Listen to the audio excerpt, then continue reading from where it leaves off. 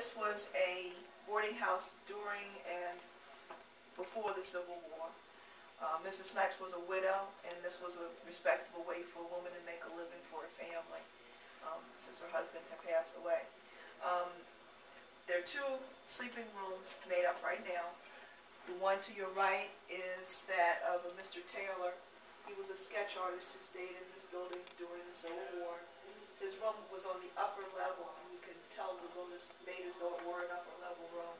We know what it looked like because he did sketches of the room. The room over there to my right is that of an Army officer. Of course, during the course of the Civil War, Harper's Ferry changed hands several times, so at one point you may have had a Union officer staying there, and later on you would have had a Confederate officer. What would leisure activities be? Well, the biggest thing about leisure activities was that leisure activities should be beneficial.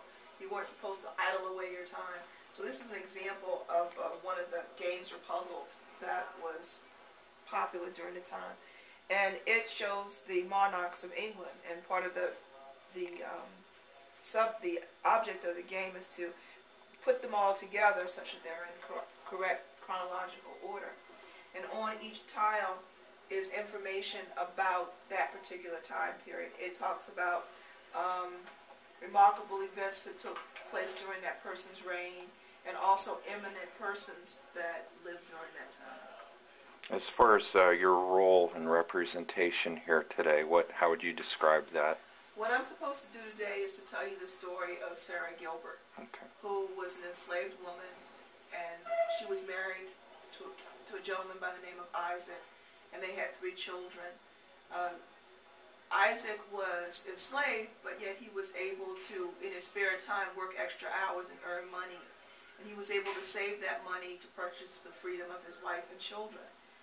Because he was a slave, he couldn't make the purchase himself. So he made an arrangement with the mayor of the town that he would go and make the purchase and hold a bill of sale of Sarah and the children. And when Isaac was able to purchase his own freedom, they could be all reunited. The mayor did make a stipulation in his will that should he still own Sarah and the children at the time of his death, rather than their being sold, they would be set free. A bit later, John Brown came through with his raiders, and they killed the mayor. He was shot and killed. And as a result of that, Sarah and the children were set free.